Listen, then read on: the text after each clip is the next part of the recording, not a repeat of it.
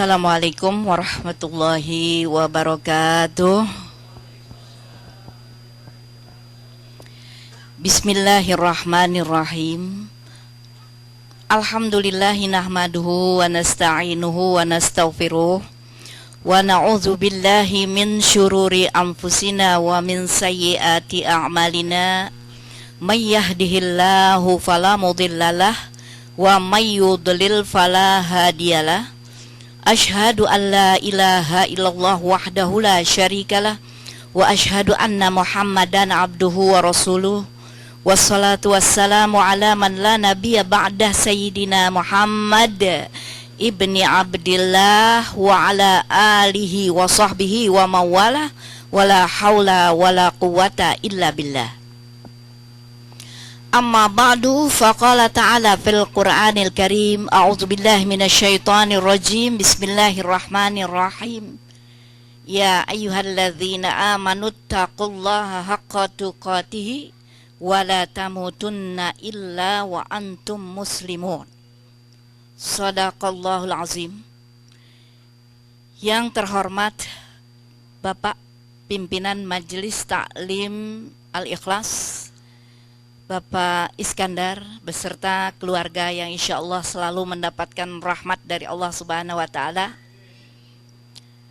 Al-Ustadz Najib yang terhormat, Al-Ustadz Said beserta Ibu Fathiyah yang insya Allah selalu dipelihara Allah Ta'ala, Mas Aji beserta Ibu yang insya Allah juga diberkahi Allah, dan juga Bapak Firhat beserta Ibu Lola yang insya Allah selalu mendapatkan barokah dari Allah Subhanahu wa Ta'ala, termasuk juga Ukhtina, Ibu Sundus, dan para ibu-ibu yang lain, bapak-bapak yang insya Allah selalu dimuliakan oleh Allah Subhanahu wa Ta'ala. Alhamdulillah, kita bersyukur kepada Allah karena pada malam hari yang mulia ini secara mungkin tiba-tiba kita dipertemukan kembali di majelis ini oleh Allah Subhanahu wa Ta'ala. Setelah sekian lama kita tidak bertemu, tetapi alhamdulillah betapa bahagianya hari ini Allah mempertemukan kembali kita. Mudah-mudahan pertemuan ini menjadi suatu sambungan tali silaturahim antara kita sebagai hamba Allah yang saling mencintai, saling mengasihi karena Allah, dan insya Allah ini akan terjadi terus sampai hari kiamat nanti.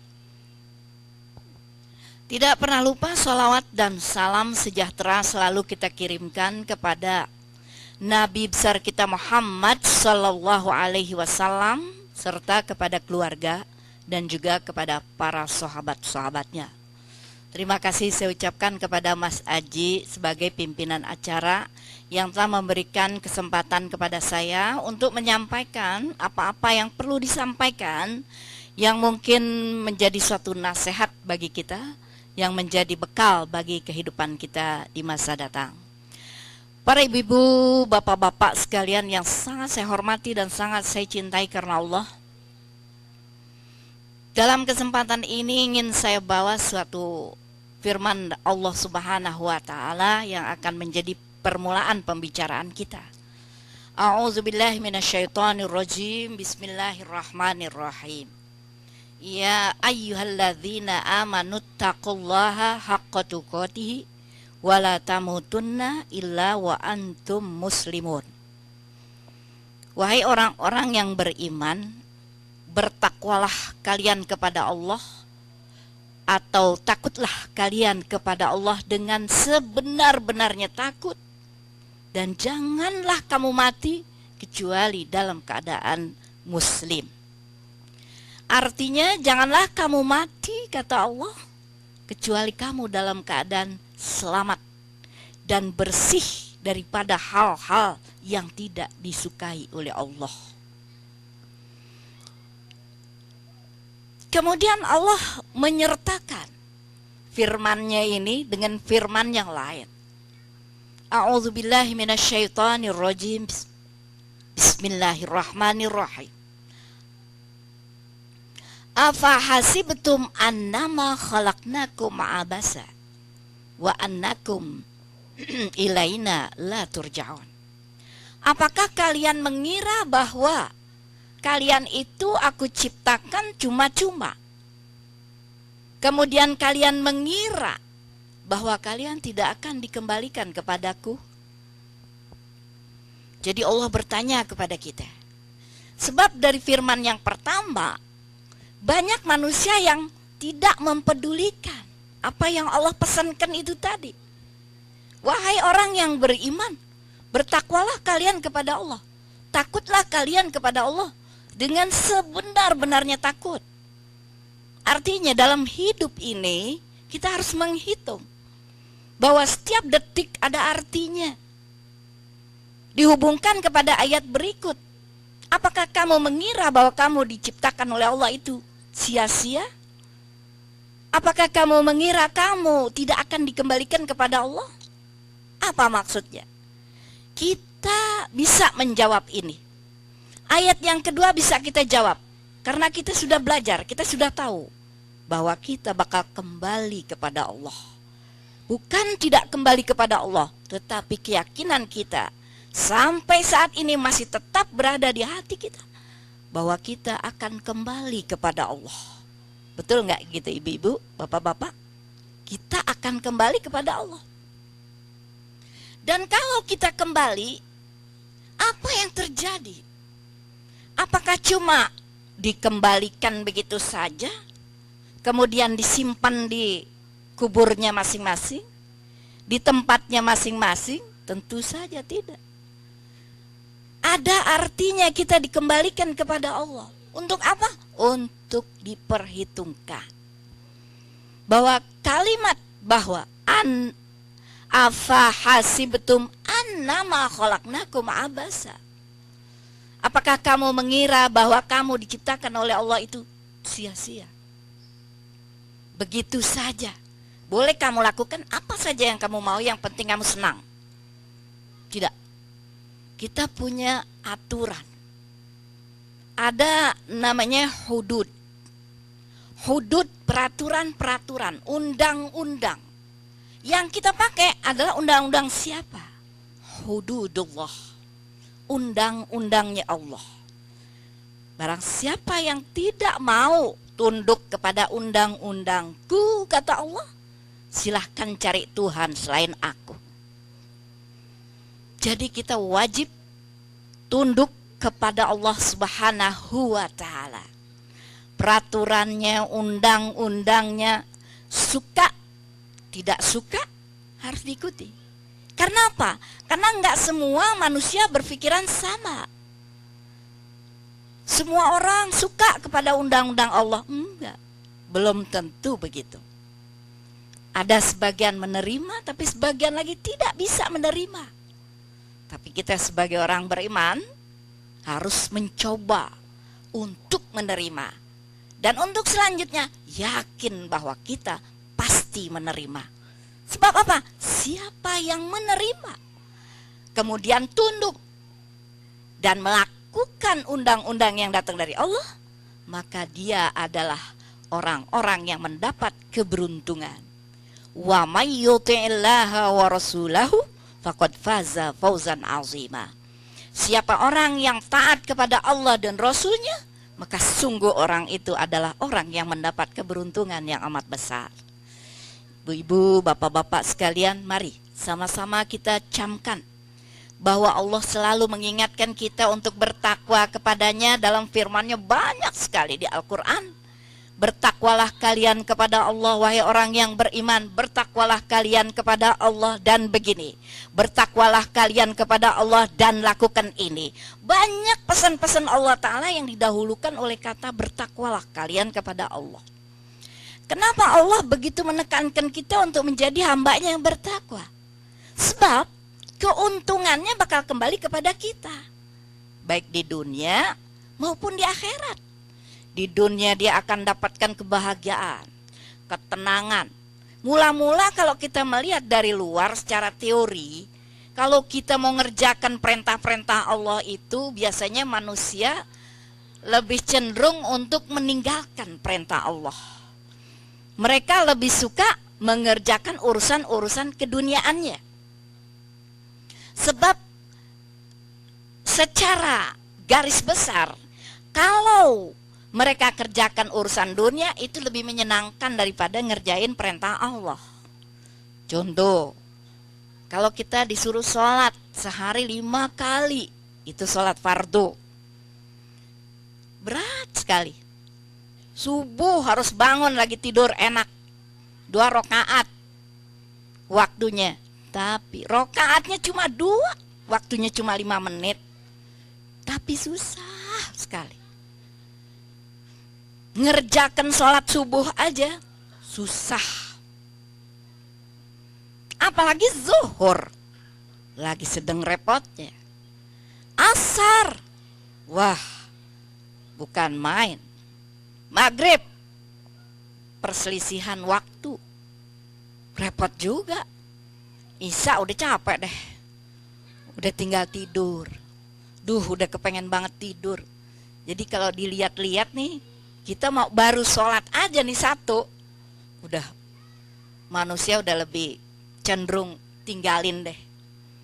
Tapi orang-orang yang takut kepada Allah, takut permulaannya, mengerjakan karena takut, tapi akibatnya karena dia menjaga perintah Allah ini, lama-lama ikhlas. Bukan takut lagi, tapi ikhlas. Memang ini adalah kebutuhan kita. Dari satu waktu kepada waktu berikut, waktu-waktu sholat itu sebenarnya adalah kepentingan kita. Kalau kita tunduk, insya Allah kita yang dapat keberuntungan.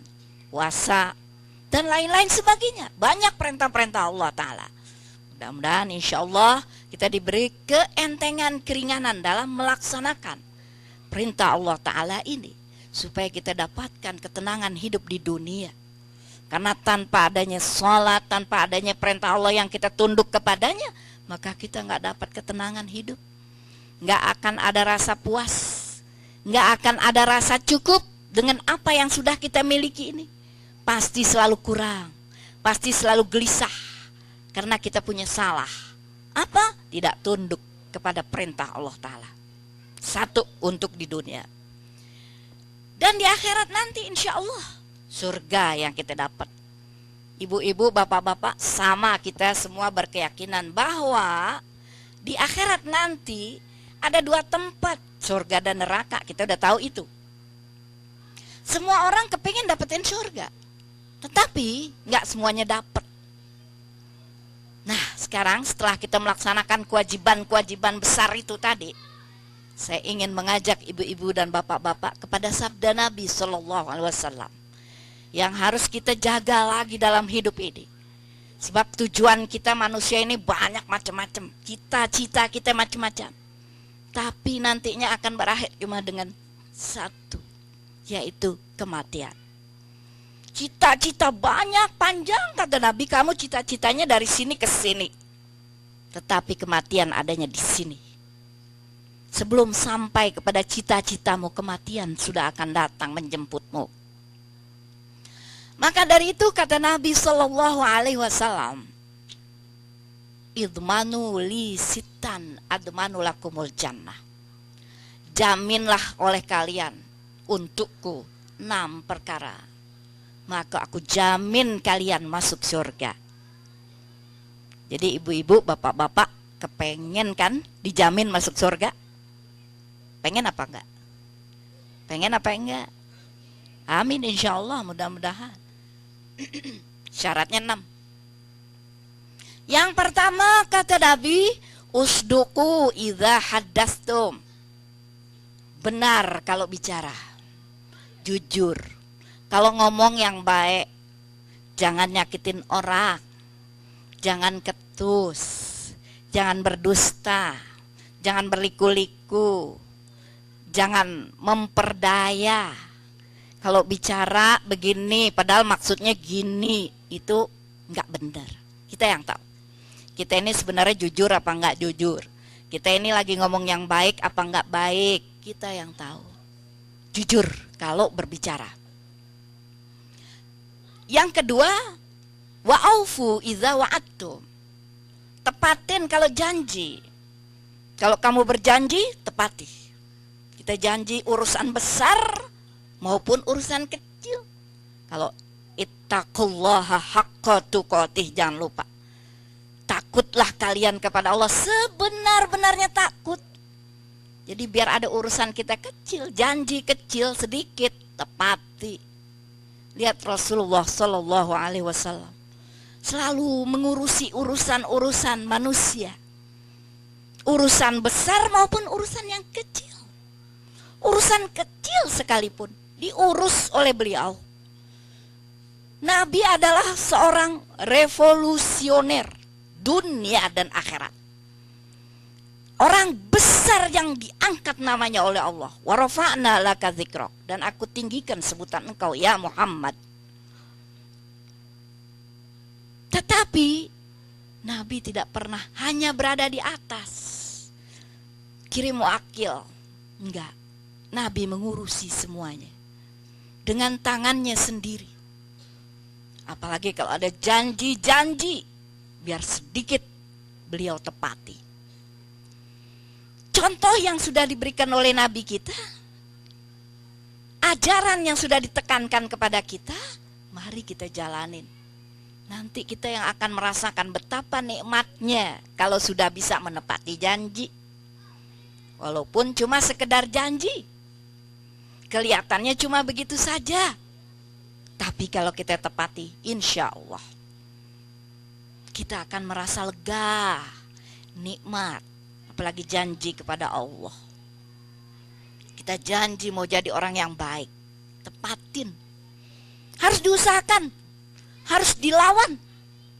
Segalanya harus kita lawan supaya bisa menelusuri jalan yang benar ini. Kemudian yang ketiga kata Nabi Sallallahu Alaihi Wasallam, wa addu idza tumintum, dan laksanakanlah amanah apabila kamu diamanati. Jadi kita ini punya amanah, ibu-ibu, bapak-bapak. Ada amanah di tangan kita. Banyak amanah yang datang kepada kita. Baik di dalam keluarga, dari keturunan, maupun tetangga, kawan, sesama. Itu kadang kita pegang amanah mereka. Termasuk juga amanah-amanah yang besar dan amanah-amanah yang kecil. Apabila teman kita menitipkan sesuatu, sampaikan. Datangnya segini, sampainya segini. Jangan dihias-hias. Nggak perlu, apalagi mau dikurangi. Ini nggak pantas nih. Ini kue kok jelek banget yang atu. Yang atu bagus nih, kita sampein deh, yang atu nggak usah lah. Nggak bagus, jangan mutusin sendiri. Karena itu amanah, datangnya begitu, sampainya begitu. Sebab apa? Di akhirat nanti amanah orang yang tidak kita sampaikan ini bakal datang kepada kita, bakal menuntut, ya Allah, aku adalah amanah yang tidak disampaikan oleh orang ini. Itu akan jadi masalah. Apalagi amanah-amanah yang besar, yang kiranya nanti kalau tidak disampaikan akan menghancurkan orang, akan membahayakan orang lain, merugikan orang lain. Jadi kita sampaikan tuh amanah. Insya Allah dalam menyampaikan amanah memang gak gampang. Ibu-ibu, bapak-bapak, kalau kita gak membiasakan diri dalam menyampaikan amanah ini, akan terus begitu. Menganggap enteng, menganggap sepele. Apalagi ini menguntungkan kita. Ini gak usah disampaikan deh. Lumayan. Kasih 10, sampainya cuma 5. Yang 5 masuk kantong. Kita simpan. Ini amanah, hati-hati. Gak bakal selamat. Gak bakal selamat. Bersihkan diri kita. Muslimun. Selamat datang pada Bapak Afad. Jadi kata Allah Ta'ala, jangan kamu mati kecuali kamu dalam keadaan muslim. Selamat daripada hal-hal seperti ini. Gak suka berkhianat. Kalau ada janji sudah ditepati. Kita janji nanti kalau saya ada rezeki saya mau bagi kamu, saya mau bantu kamu. Begitu dapat rezekinya lupa. Biasanya manusia gitu. Kalau belum niatnya muluk, tinggi, nanti deh saya kasih deh. Kalau saya dapat arisan nih, wah saya bagi deh ibu. Saya tolongin, ibu perlu berapa? Saya perlu 1.000, wah saya kasih 1.000. Doain aja bu, biar dapat. Begitu dapat lewat aja udah. Nah ini banyak terjadi hal-hal seperti ini, kita lewatin begitu aja. Padahal itu adalah sudah menjadi janji kita yang harus kita penuhi, harus kita tepati. Kemudian yang keempat, wahfazu furujakum, dan jagalah kehormatan dirimu, faraj. Jadi maaf di sini faraj artinya kan itu suatu yang dimiliki oleh laki-laki atau perempuan. Arti maaf, kemaluan. Itu mesti dijaga baik-baik. Nabi ajarkan, sebab manusia itu kecenderungannya mengabaikan ini. Apa yang menjadi alasan? Itu macam-macam. Apakah dia laki-laki atau dia perempuan? Ini disuruh jaga. Yang laki-laki adalah milik istrinya, yang istri, yang perempuan milik suaminya.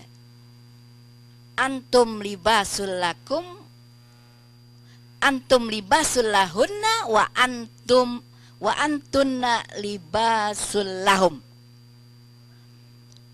Yang perempuan adalah milik suami, yang laki-laki adalah milik istri. Nah, di sini kadang-kadang ibu-ibu, bapak-bapak, maaf, banyak terjadi penyalahgunaan faraj. Suami kadang-kadang mengecewakan istri. Kalau kita lihat, mungkin bukan saya aja, saya suka melihat, saya suka belajar. Oh, ini orang begini karena katanya begini. Habis suami saya begitu. Ustazah, katanya, suami saya nih nyeleweng. Saya sakit banget hati saya. Terus gimana? Sekarang saya juga bales. Nah, ini banyak terjadi nih, ibu-ibu mengeluh suaminya nyeleweng, saya bales. Ini banyak. Kadang nggak peduli apakah ada terjadi penyelewengan di antara pasangan masing-masing atau tidak. Yang penting sekarang dia sudah ada suatu jalinan kasih sayang, cinta kepada orang lain.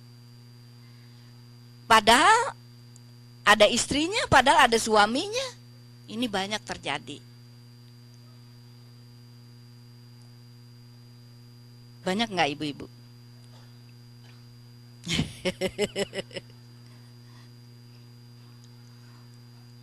Ya kan, kalau kita lihat, kita nggak mau membohongi diri sendiri kan. Kalau kita lihat kenyataan, itu banyak terjadi. Ibu-ibu, yang bapak-bapak, ini namanya kita sekarang ini sedang berobat. Diri kita jangan sampai terlibat dalam masalah ini. Bener nggak tahu? Banyak kan kalau kita lihat aja. Lihat banyak yang kita dengar, yang kita sedang hadapi masalah-masalah. Ini sekarang memprihatinkan. Semakin kesana zaman memang kata Nabi bukan semakin baik, akan semakin rusak. Tapi kamu harus tetap berpegangan kepada kebenaran, kepada tali Allah, ajaran Allah, pegang kalau mau selamat. Orang boleh berkembang bagaimana saya. Oh sekarang kan udah modern. Oh sekarang sih udah nggak ada masalah soal penyelewengan begini. Orang laki-laki sama laki-laki aja boleh kok. Perempuan sama perempuan boleh. Ya kan? Ini kan sesuatu yang sangat membuat kita jadi prihatin. Tidak hanya di sini, di Indonesia juga. Di negeri kita itu, yang negerinya terkenal banyak orang Muslim. Tapi sekarang mereka sedang ramai dengan mau menghidupkan hubungan laki-laki dengan laki-laki. Perempuan dengan perempuan sekarang udah lagi dihidup-hidupkan, lagi ditampil-tampilkan, supaya jangan dikecam orang-orang yang berbuat begitu. Mereka bukan orang aneh, itu orang yang biasa, wajar. Tetap kita nggak boleh membenarkan di hati kita, paling tidak. Jangan dibicarakan lagi masalah itu. Udah, emang sekarang udah zaman, nggak bisa. Kita harus perih. Kata Nabi, apabila kamu melihat kemungkaran, rubahlah dengan kekuasaanmu. Kalau tidak bisa rubah dengan kekuasaanmu, dengan lisanmu. Kalau tidak bisa dengan lisanmu, dengan hatimu. Kita harus membenci perkara-perkara yang seperti ini, kebatilan. Ini bukan soal kecil dalam agama kita. Karena itu akan timbul bahaya nantinya. Apa yang Allah larang adalah suatu bahaya. Mara bahaya. Itu namanya liwat. Lam wauta. Berasal dari kata kaum Nabi Lut. Hubungan laki-laki dengan laki-laki bukan baru sebetulnya, dari zaman dulu. Dari zaman Nabi Lut, kaumnya itu rusaknya seperti itu. Jadi laki-laki berhubungan dengan laki-laki, perempuan berhubungan dengan perempuan. Itu sudah ada dulu. Sekarang udah menjamur. Apa yang Allah timpakan kepada mereka? Disapu mereka oleh petir. Kemudian diayun mereka. Kemudian dibanting oleh Allah Ta'ala. Sehingga mereka hancur, kaumnya Nabi Lut. Kamu berhubungan laki-laki dengan laki-laki, itu sama dengan kamu menyetubuhi ibumu di depan Ka'bah. Hukumnya yang Allah marah sekali. Jauhi hal-hal seperti ini. Jaga kehormatan diri kita. Apa yang sudah Allah gariskan, kita pelihara. Habis gimana dong, sakit hati, ujian. Habis dia begitu, namanya suami, kita hormatin dia. Masa dia berbuat begitu? Saya ucapkan lagi, laki-laki itu urusannya dia dengan Allah. Kita wanita, ibu-ibu, tetap harus menjaga diri kita, martabat kita dengan kesabaran. Hidup dalam rumah tangga tuh bukannya nggak ada ujian. Pasti ada ujian, pasti ada cobaan dari Allah. Nggak akan dilepas begitu saja. Biar uangnya banyak, kesenangan luar biasa, tapi tetap ada ujiannya. Orang beriman akan diuji. Ujian nggak akan habis sampai akhir hayat. Dan makanya kita minta kepada Allah, Rabbana la tuzigh qulubana ba'da idh hadaitana wa hab lana min ladunka rahmah. Ya Allah, jangan engkau gelincirkan hatiku sesudah engkau memberi petunjuk kepadaku. Ya Allah. Jadi minta biar jangan digelincirkan oleh Allah nih hati kita. Biar lempeng terus. Biar sabar ngadepin ujian. Berat ujiannya. Ujian apa saja. Itu semuanya akan terasa berat oleh kita.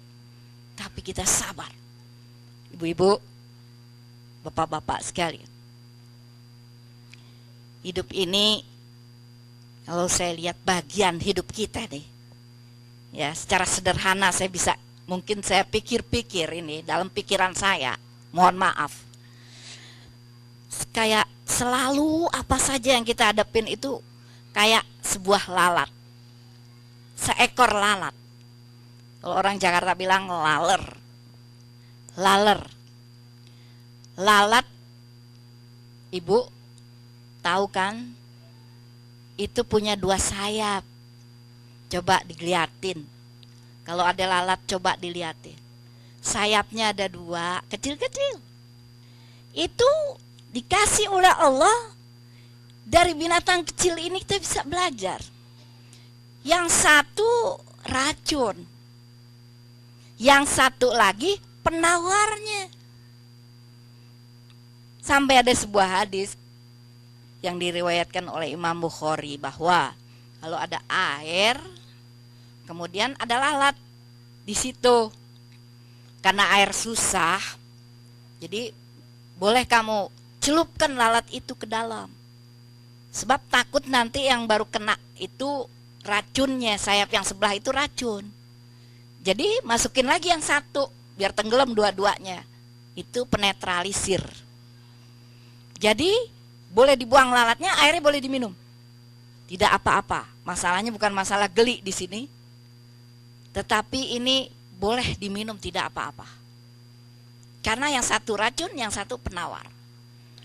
Dalam hidup, kita ini kadang-kadang ada kebaikan dari Allah. Punya suami, punya istri, itu ada kenikmatan. Orang yang punya suami, suami yang punya istri, adalah kenikmatan, kebahagiaan dalam rumah tangga. Tetapi, ada lagi ujiannya. Kalau dia lagi enak, kita bahagia. Pasangan kita lagi enak, kita bahagia. Dunia punya kita. Tapi kalau lagi pasangan gak enak, itu rasanya kayak langit kayak rubuh. Kita kayak ketiban langit. Sedih, terhimpit rasanya.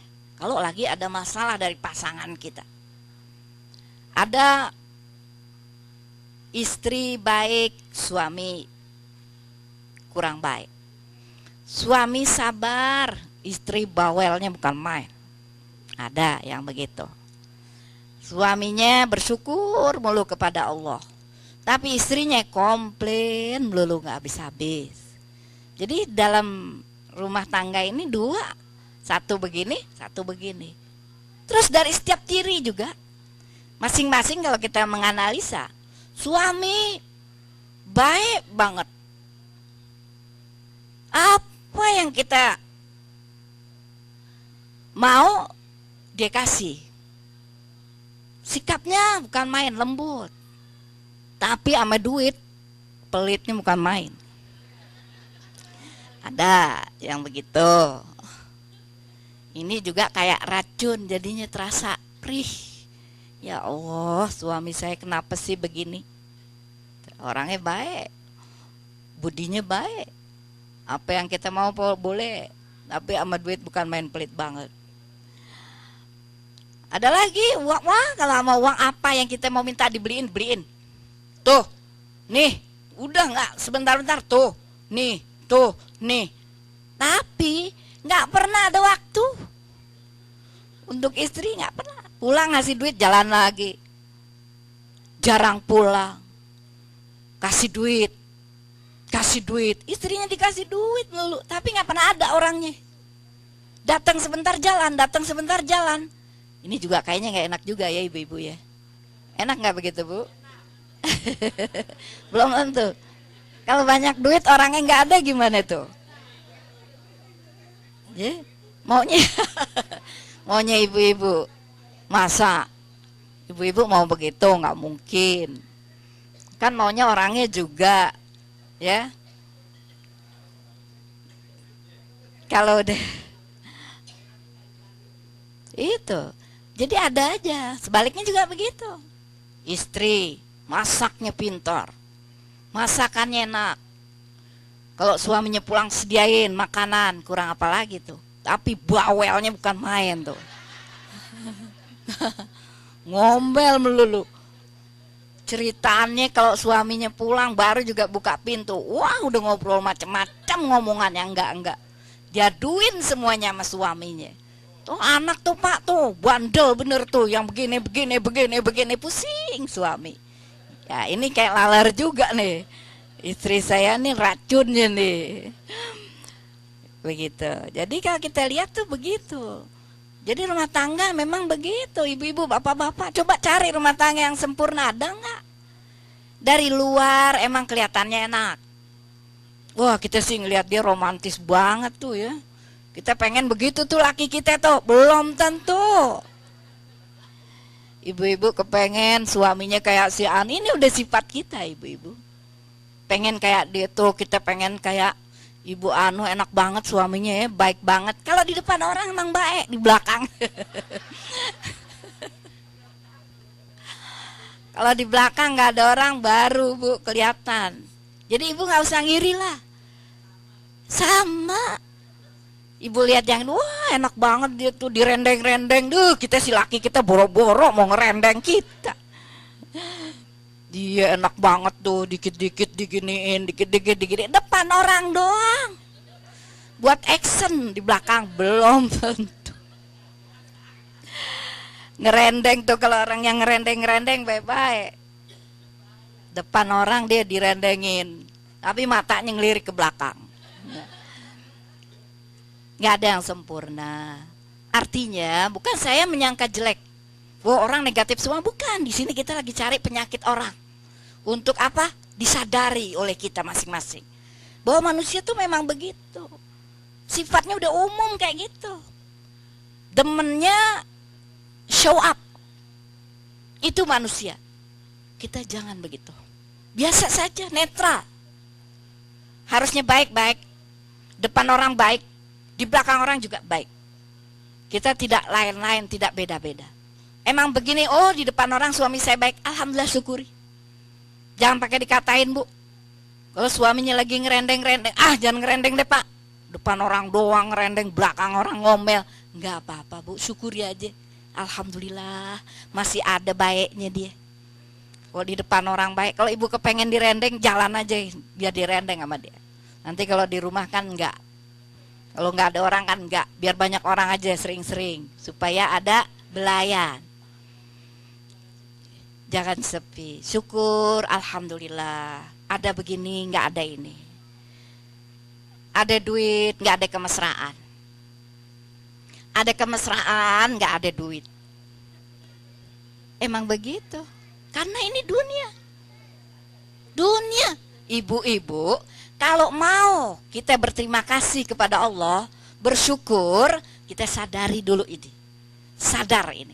Semuanya kita sadari. Oh iya memang begini, iya memang begini. Dunia memang seperti ini. Gak ada yang sempurna. Insya Allah kita bisa mengatasi masalah kita. Ibu-ibu, hukumannya orang yang tidak menjaga kehormatan di akhirat nanti apa? Akan waktu Nabi Mi'raj, Nabi diperlihatkan oleh Allah Ta'ala bukti. Apa sih neraka itu, isinya apa? Siapa saja yang dimasukkan dalam neraka? Nabi melihat surga, alhamdulillah, sudah. Betapa surga ini penuh kenikmatan. Tetapi sulit untuk didapat. Sedangkan neraka, nggak ada orang yang mau. Tetapi banyak orang yang masuk ke sana. Ini yang harus kita perhatikan. Kalau surga yang kita kepengen, yang kita harapkan, belum tentu kita dapat. Tapi neraka yang kita takut, justru kita akan dijebloskan ke sana. Berapa banyak orang-orang yang ada di sana, terutama kaum wanita. Jadi ketika Nabi Shallallahu Alaihi Wasallam diperlihatkan oleh Allah, surga isinya, kata Nabi, itu kebanyakan fakir miskin. Surga banyak di dalamnya fakir miskin. Tapi ketika aku melihat neraka, di dalamnya isinya banyak kaum perempuan. Apa ya Jibril kesalahan mereka, kata Nabi? Kaum perempuan itu kesalahannya apa? Apakah mereka enggak ibadah? Bukan, kata malaikat Jibril. Mereka adalah umatmu sebagian besar. Dan mereka beribadah. Mereka punya pahala besar dari setiap melahirkan. Dari setiap mengandung dan menyusui anak, itu mereka punya pahala besar. Tapi dirusak oleh dua perkara. Satu, tidak bisa menjaga lidahnya. Yang satu lagi, dia tidak bisa menjaga kehormatan dirinya. Ini kaum wanita yang banyak tinggal di dalam neraka. Nauzubillah. Makanya ibu-ibu, mari jaga diri kita daripada hal-hal seperti ini. Biarin kata orang kuno, ortodok, kamu ini dalam pergaulan gak modern, gak mau maju-maju. Kok begini aja sih, suami begitu juga. Kok bodoh banget sih, kok goblok banget sih. Masih tetap aja setia, suami udah begitu. Biarin. Orang mau bilang apa kayak itu ujian buat kita. Orang mau ngomong apa saja, kita akan berjalan di jalurnya Allah. Selama kita dalam kebenaran, silahkan kita berjalan terus. Hati tenang. Ikutin coba ngomongan orang, nggak bakal dapat kesenangan. Mau dapat kesenangan, dengerin ngomongan orang. Mau dapat ketenangan, nggak bakal dapat. Jangan dengerin ngomongan orang yang salah. Dengerin omongan orang yang benar. Mintalah nasihat kepada orang yang benar kalau lagi ada masalah. Jangan datang kepada orang yang salah. Kalau ibu lagi ada masalah, bapak-bapak lagi ada masalah, jangan datang kepada orang yang salah. Bisa dikasih saran yang salah.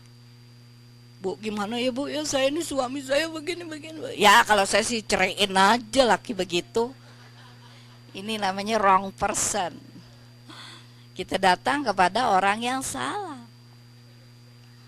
Datanglah kepada siapa? Kata Allah datang. Fas'alu ahla dzikri in kuntum la ta'lamun. Datanglah, bertanyalah kalian kepada orang-orang yang ahli zikir, ahli Al-Qur'an. Orang yang mengerti hukum. Jika kamu lagi ada masalah dan kamu tidak tahu jalan keluarnya, tanya, jangan pakai otak sendiri. Karena kadang-kadang pikiran kita ini menyesatkan kita. Oh kalau gini saya gini aja. Salah. Coba tanya ahli hukum. Orang yang ngerti hukum agama.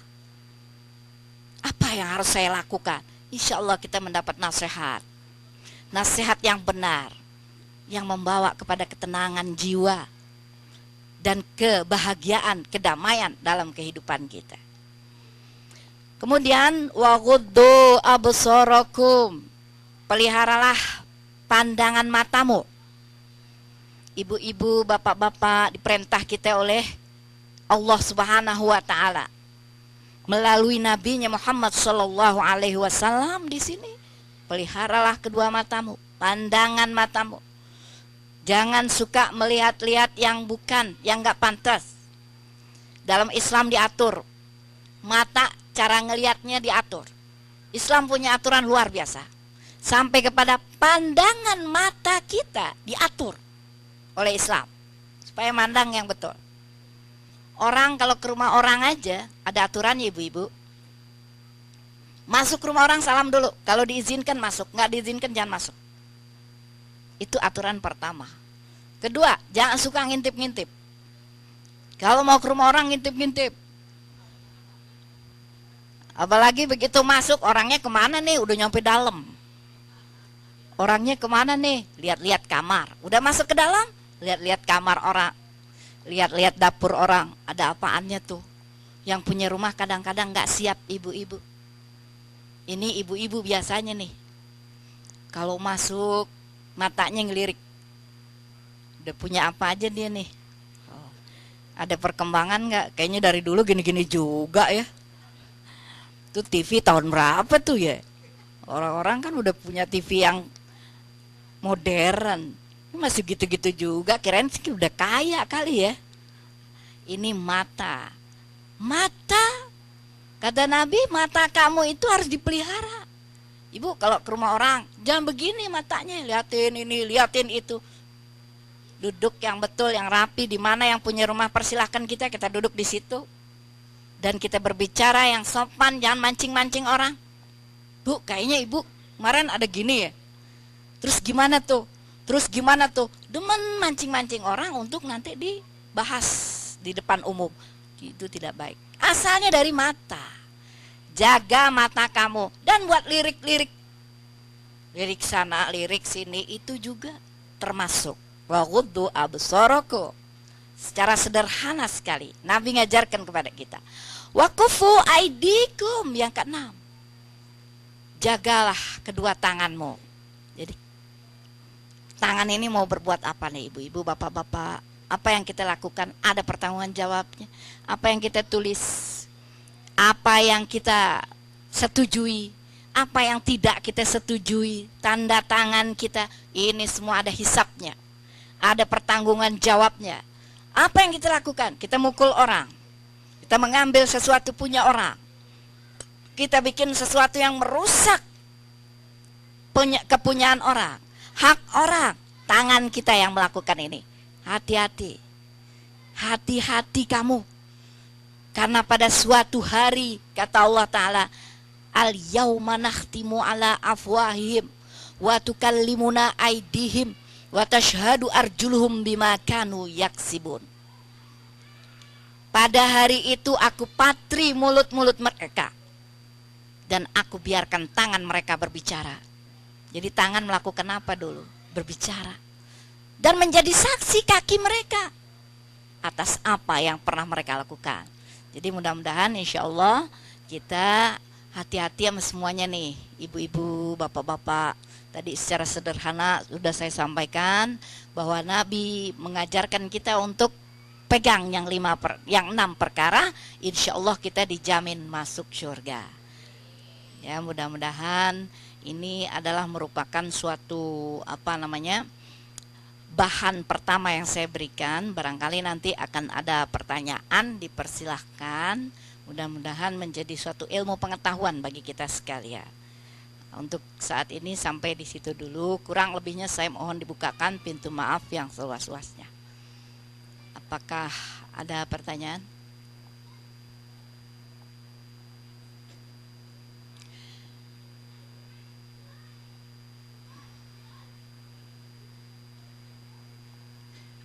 Ibu-ibu, tumben nih nggak ada yang nanya.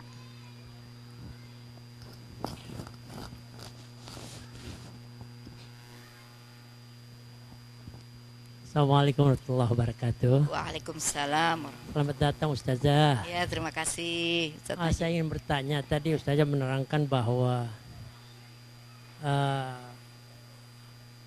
bagaimana menjaga kehormatan kita.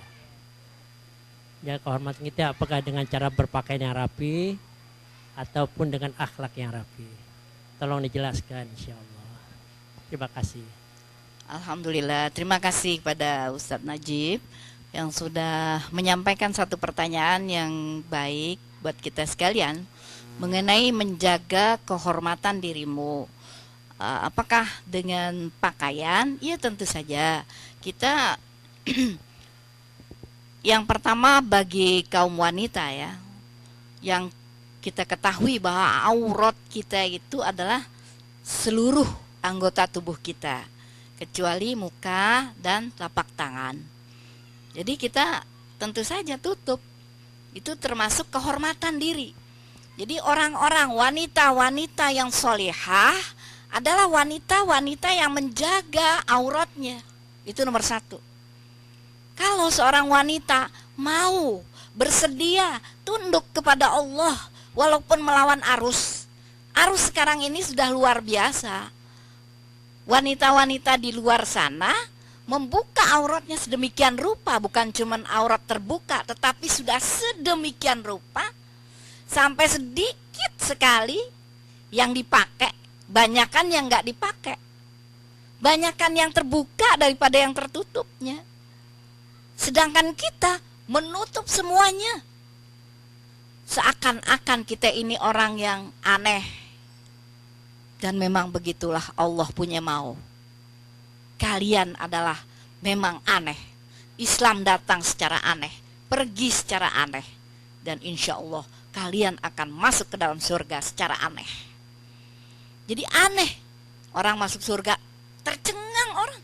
Ya Allah, mereka masuk ke dalam surga sedangkan kita tidak. Mereka tercengang nanti. Jadi kita sekarang dalam usia kita yang tidak terlalu lama, tidak terlalu panjang. Berapa sih usia kita ini? Sedangkan hari di Yaumil Hisab itu panjang sekali. Apalagi kalau sudah lewat masa itu, Yaumil Akhir namanya, di hari akhir. Di akhirat itu lamanya di sana kata Allah dalam Al-Qur'an 50 tahun satu harinya. 50 tahun satu harinya. Coba bayangin. Satu hari. Mau ketemu malam tuh nunggu 50 tahun dulu, kayak urusan di dunia ini hitungannya. Coba bagaimana kalau yang di neraka? Kalau yang di surga kan enak, nggak berasa. Tapi yang di neraka udah tinggal ngitung aja berapa hari lagi saya di sini gitu. Nah, jadi mudah-mudahan insya Allah kita ingat ke situ. Kalau ingat ke situ insya Allah mau, kita bersedia. Suruh tutup aurat, tutup. tutup, kita takut kepada Allah. Takut kepada Allah, tapi akhirnya sebenarnya kita yang dapat kesenangan.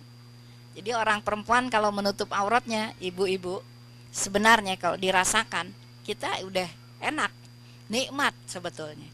Musim dingin jadi hangat, musim panas nggak kejemur. Tubuh kita nggak kejemur oleh matahari, dilindungi. Coba, nggak ada kita menutup aurat begini kalau lagi musim panas, payah banget, saya gerah banget.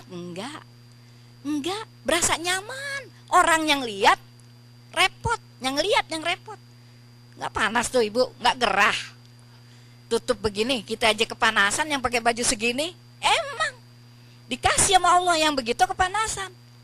Tapi kalau kayak kita begini, nggak berasa kepanasan, malah enak. Bener apa enggak bu? Merasa nyaman, karena peraturan Allah itu nggak pernah salah. Allah kalau udah ngatur nggak salah tempat. Ini gara-gara aturan Allah sini begini nih ya, kita jadi begini nih. Nggak pernah. Kita merasakan nikmat setiap menjalani, melaksanakan apa yang Allah sudah perintah kepada kita. Nah ini termasuk menjaga kehormatan. Kita tutup aurat kita dengan rapi. Itu namanya juga menjaga kehormatan kita. Ini mula-mula. Karena timbulnya kejahatan dari laki-laki, kejahatan dari laki-laki timbulnya adalah karena wanitanya menimbulkan godaan, menimbulkan rangsangan terhadap laki-laki, pandangan-pandangan yang tidak enak. Nah, jadi laki-laki banyak berbuat kejahatan adalah karena pancingan dari wanita itu sendiri. Jadi kalau wanitanya pada baik-baik, insya Allah orang laki juga baik-baik ya Pak ya. Ya mudah-mudahan insya Allah Ustadz Najib kita bisa lebih jelas lagi bahwa wanita itu auratnya juga termasuk kehormatannya. Pembicaraan juga termasuk kehormatan. Pembicaraan kita, cerita tentang keluarga itu yang baik-baik, yang jelek-jelek jangan diceritakan kepada orang lain. Ya demikian Ustadz Najib, mudah-mudahan bisa dipahami. Masih ada waktu, apakah ada yang mau bertanya? Ibu? Ya silakan. Assalamualaikum warahmatullahi wabarakatuh. Waalaikumsalam warahmatullahi. Tadi yang seperti Ustazah sampaikan tadi yang saya dengar bahwa perempuan dengan lelaki, kalau misalnya laki nyeleweng, perempuan ikut nyeleweng, terus kalau kita tahu, kita kan nggak bisa tahu tentang penyelewengan itu karena kan harus ada saksi. Itu kan biasanya kan hanya biasa isu gitu kan, dari mulut ke mulut gitu. Apakah itu bagaimana tanggapan kita? Kita kalau ditanya, oh itu tahu, kita nggak bisa bilang kita tahu karena itu kan mulut punya mulut gitu. Tadi kata Ustazah mungkin kita tahu gitu, tapi kita nggak berani bilang kita tahu kan karena nggak ada bukti. Bukti itu kan mesti katanya dilihat. Penyelewengan itu kan harus ada saksi. Kalau perempuan kalau nggak salah 4, laki 2, gimana melihat perbuatannya? Gimana Ustazah itu? Terima kasih. Assalamualaikum warahmatullahi wabarakatuh. Waalaikumsalam warahmatullahi wabarakatuh. Ya ibu-ibu dan bapak-bapak sekalian, maksudnya Ibu Sundus itu apakah kita bisa tahu kalau orang itu nyeleweng sedangkan kita nggak lihat gitu kan? Kita kan nggak boleh menuduh begitu. Jadi dalam hal ini yang saya sampaikan adalah bukan sebuah tuduhan, akan tetapi memang kita nggak boleh menuduh orang. Jadi jangan bilang, oh si Ano yang nyeleweng, si Ano yang nyeleweng, nggak boleh. Tetap kita nggak boleh sebelum ada saksi seperti itu. Dan itu juga untuk dihukumi. Kalau enggak, lebih baik kita jangan berbicara sebelum jelas betul-betul. Nah untuk saya berbicara seperti ini adalah kasus ini saya angkat ke permukaan supaya kita bisa melihat situasi. Bukan orang-orangnya, bukan tokoh-tokoh yang nyeleweng.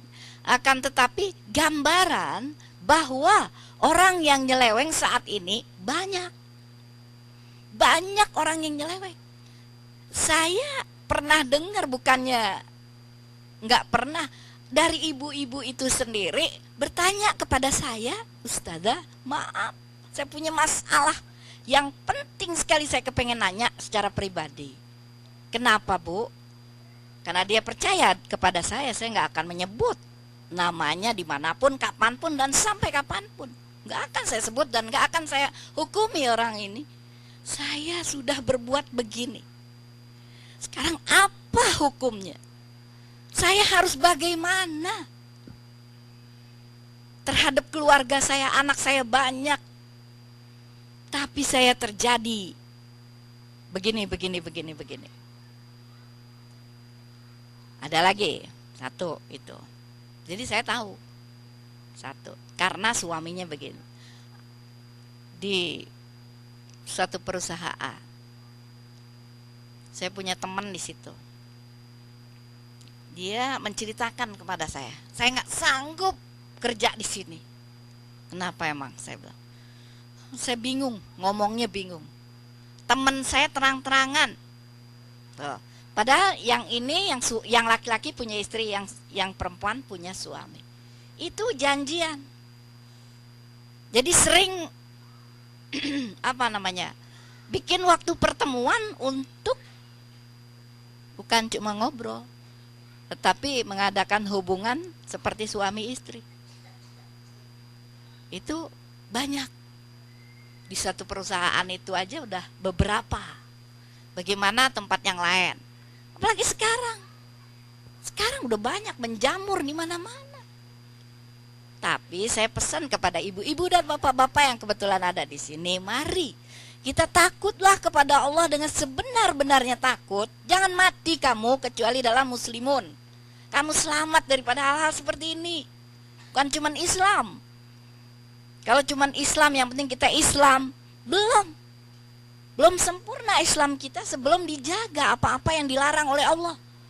Belum sempurna Islam kita sebelum melaksanakan apa-apa yang diperintah oleh Allah. Baru muslimun namanya. Nah, jadi dalam hal ini kita tidak menunjuk orang, Ibu Sundus, tetapi kita mengangkat satu masalah yang jangan sampai ada di kita. Jadi jangan sampai terjadi walaupun ujiannya berat, rumah tangga kita berat, suami kita begitu, tetap saja ingat, seperti lalat, satu racun, satu penawar. Jadi kalau ada ini nggak ada ini, kita dapat ini nggak ada ini. Sifat suami kita yang ininya begini, tapi ininya begini. Istri juga begitu, orangnya begini, tapi ininya sayang begini. Ya sudah, nggak apa-apa. Yang sempurna nanti di surga. Laki-laki akan diberikan wanita cantik yang baik-baik, yang sempurna, yang memberikan kehangatan, lincah dan lain sebagainya, yang disukai oleh laki-laki itu. Perempuan juga begitu. Kalau kita sabar, menjaga diri dalam hidup, lama ujian yang kita rasakan, pahit, getir, gak apa-apa, sabar. Surga barang mahal, gak semua orang bisa dapetin surga, gitu aja. Kita lagi beli surga dengan pengorbanan, dengan kerelaan, keikhlasan hati kita kepada Allah. Insya Allah kita diberikan keselamatan, diberi kemudahan oleh Allah dalam menjalani apa yang kita mau, yang Allah redho, insya Allah.